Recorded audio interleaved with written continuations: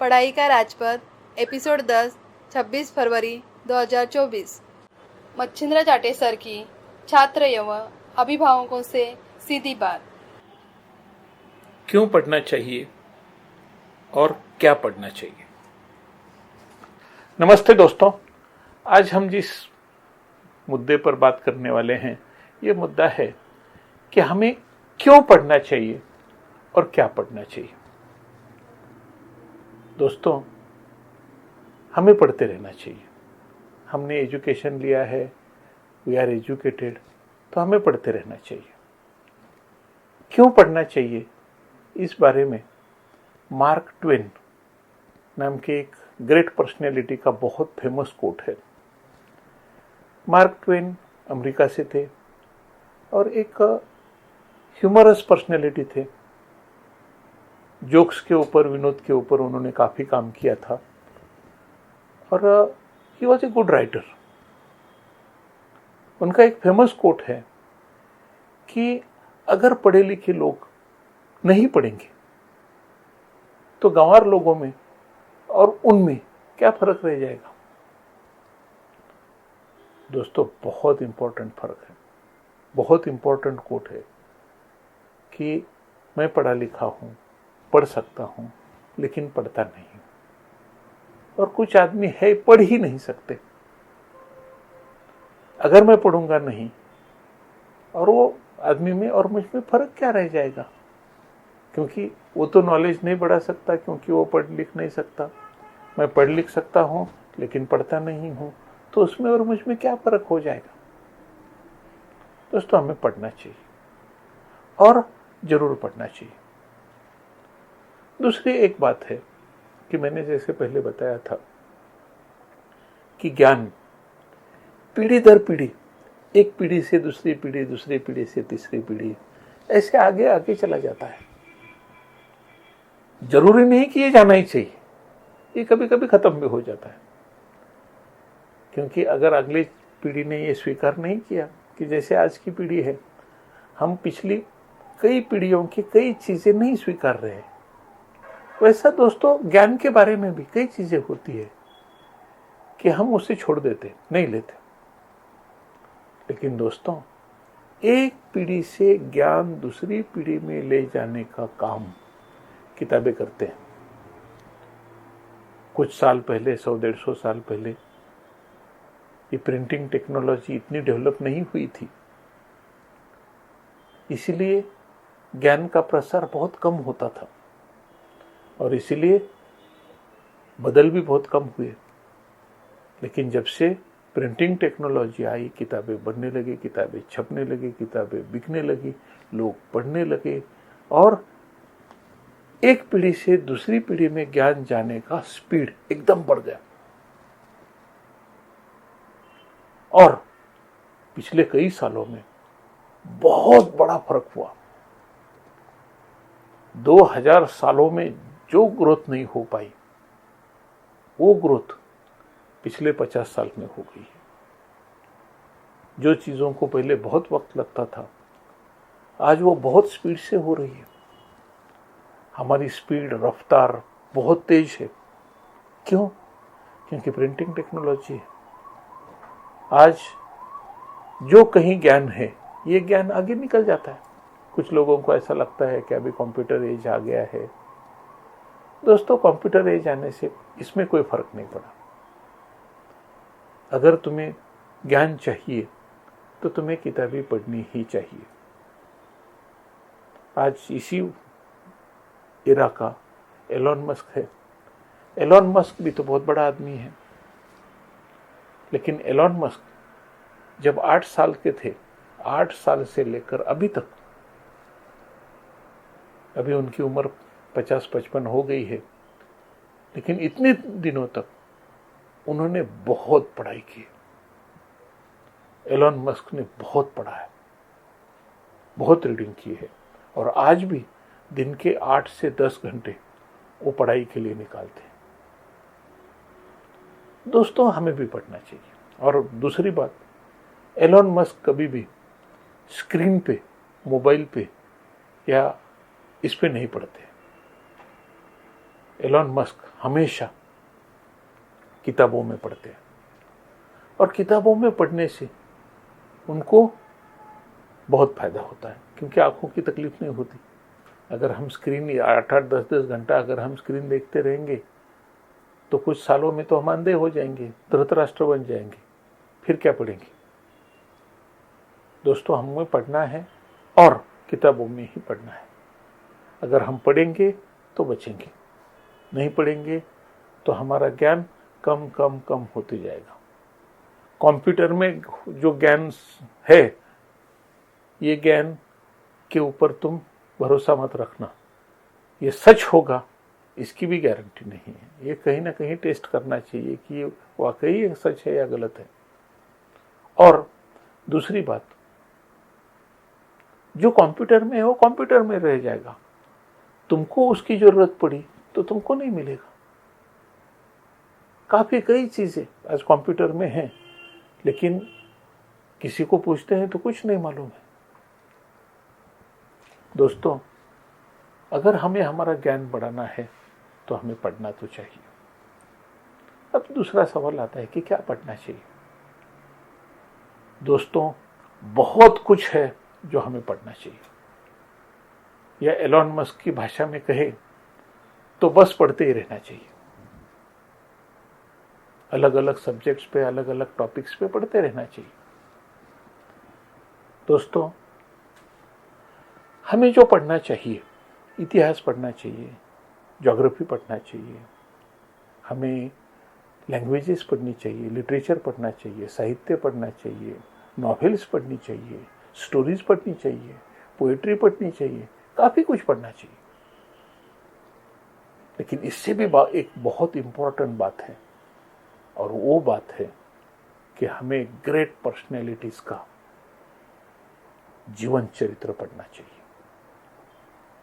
दोस्तों, 20वीं सदी के शुरू में एक बहुत बड़े फिलोसोफर ब्रिटेन में होके गए हैं। उनका नाम है हर्बर्ट स्पेंसर। इंडिया में जितने फ्रीडम फाइटर्स थे, ये काफ़ी लोगों ने हर्बर्ट स्पेंसर की किताबें पढ़ी है। रविंद्रनाथ टैगोर हो, विनोबा भावे हो, या फिर महात्मा गांधी हो, या फिर लोकमान्य तिलक हो, ये सब लोग हर्बर्ट स्पेंसर को मानते थे और हर्बर्ट स्पेंसर की किताबें पढ़ते थे। हर्बर्ट स्पेंसर कहते थे कि तुम्हें इतिहास पढ़ना है, तुम्हें कहीं की ज्योग्राफी समझनी है, तो पहली बात तुमको वहाँ के ग्रेट पर्सनैलिटी का जीवन चरित्र पढ़ना चाहिए। अगर कोई चाहता है कि 400 साल पहले महाराष्ट्र कैसा था, तो अगर वो छत्रपति शिवाजी महाराज का चरित्र पढ़ता है तो उसे 400 साल पहले का महाराष्ट्र का ज्योग्राफी और हिस्ट्री दोनों का पता चल जाएगा। दोस्तों, हमें ग्रेट पर्सनैलिटीज के ऊपर पढ़ना ही चाहिए। एक कहावत है कि एक सजीव अपने जैसे दूसरे सजीव को जन्म देता है। मतलब तुम आम का पेड़ लो, तो आम का पेड़ अपने जैसे आम के कई पेड़ बनाता है। करीबन हर प्लांट यही करता है। तुम बिल्ली देखो तो बिल्ली अपने जैसी दूसरी बिल्लियां बनाता है। ये होते रहता है। दोस्तों, यही बात मानवीय जीवन में भी सच है। फॉर एग्जाम्पल, कि यूरोप में और अमेरिका में पिछले 150 सालों में कई साइंटिस्ट ने जन्म लिया, लेकिन इंडिया में उतने साइंटिस्ट नहीं हुए। खैर, इंडिया में भी हुए हैं साइंटिस्ट, लेकिन कम हुए हैं। चाइना में कम हुए हैं, जापान में कम हुए हैं, लेकिन यूरोप में और अमेरिका में बहुत ज़्यादा हुए हैं। क्यों? क्योंकि दोस्तों, यहाँ साइंटिस्ट के ऊपर कई किताबें, जीवन चरित्र बनते थे और वो वहाँ के बच्चे पढ़ते थे और उनके जैसे फिर साइंटिस्ट जन्म हुए। अगर हमारे देश में पिछले 150 सालों में अगर इन साइंटिस्ट की किताबें जैसी यूरोप और अमेरिका में बिकती थी, वैसे अगर इंडिया में बिकती थी, तो यहाँ से भी कई साइंटिस्ट जन्म लेते थे। क्योंकि फॉर एग्जांपल देखो कि क्रिकेट में सुनील गावस्कर पहले आए। सुनील गावस्कर ने क्रिकेट में बहुत अच्छा रिकॉर्ड बनाया आपने। तो सुनील गावस्कर को देख के, सुनील गावस्कर को अपना रोल मॉडल मान के, या मुझे सुनील गावस्कर जैसा बनना है ये सोच के फिर सचिन तेंदुलकर हुए। और उन्होंने भी वही वैसा ही किया, बल्कि सुनील गावस्कर से ज्यादा किया। फिर सुनील गावस्कर और सचिन तेंदुलकर दोनों को देख के फिर विराट कोहली जैसा एक प्लेयर तैयार हुआ। अब ये तीनों को देख के अभी देखो शुभमन गिल हो या यशस्वी जायसवाल हो, इनके जैसे खिलाड़ी हो रहे हैं। जैसा बायोलॉजी में कि बिल्ली बिल्ली को जन्म देती है, उसी तरह से समाज में भी जो व्यक्ति का जीवन चरित्र पढ़ा जाता है, उनके जैसे दूसरे जनरेशन में लोग आना शुरू हो जाता है। दोस्तों, हिंदुस्तान में ये वाकई एजुकेशन सिस्टम का एक लूप होल था कि यहाँ ग्रेट साइंटिस्ट्स की किताबें बनी नहीं, बच्चों में गई नहीं, बच्चों ने उनका जीवन चरित्र पढ़ा नहीं, और यहाँ साइंटिस्ट आए नहीं। दोस्तों, मैं जानता हूँ ग्रेट पर्सनैलिटीज की स्टडी पढ़ाई होनी ही चाहिए, और हम सबको हर महीने कम से कम एक ग्रेट पर्सनैलिटी का जीवन चरित्र अभ्यासना चाहिए।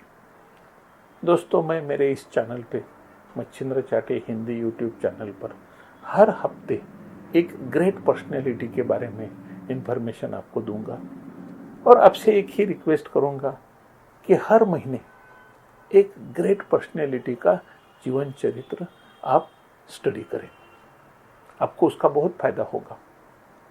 दोस्तों, जब हम ग्रेट पर्सनैलिटीज के जीवन चरित्र पढ़ते हैं और हम उसमें से कुछ लोग चुनते हैं कि मुझे इनके जैसा बनना है, मुझे इनके जैसा बनना है, मुझे इनके जैसा बनना है, और एक 10 लोगों की लिस्ट हम बना लेते हैं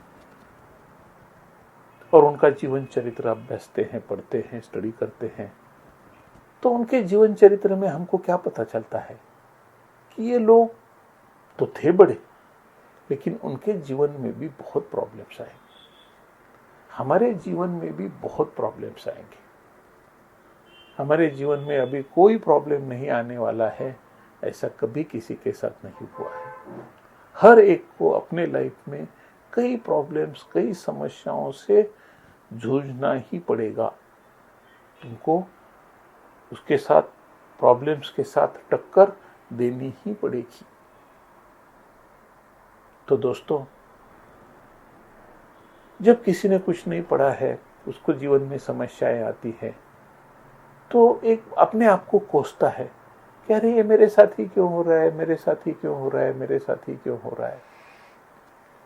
तो दोस्तों, वो डिप्रेशन में चला जाता है, सुसाइड करता है कि मेरे साथ बहुत नाइंसाफी हुई, अब मैं जी नहीं सकता। लेकिन अगर उस आदमी ने 10 लोगों का जीवन चरित्र पढ़ा हुआ है,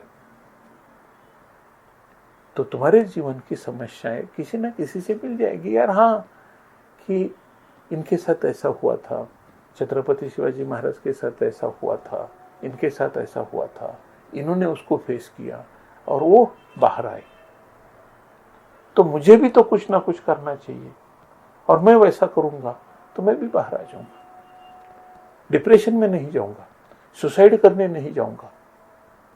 तो दोस्तों, हमें ग्रेट पर्सनैलिटीज की स्टडी करनी चाहिए। एवरी स्टूडेंट, सभी बच्चों को कम से कम 10 रोल मॉडल्स की लिस्ट उनके पास होनी चाहिए।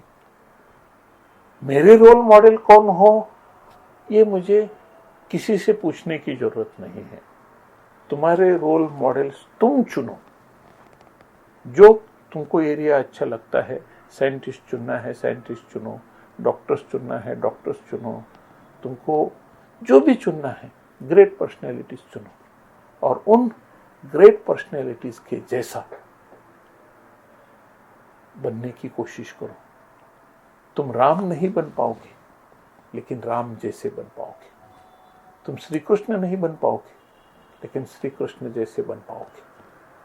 तुम न्यूटन नहीं बन पाओगे, लेकिन न्यूटन जैसे बन पाओगे। थॉमस अल्वा एडिसन नहीं बन पाओगे, लेकिन थॉमस अल्वा एडिसन जैसा बन पाओगे।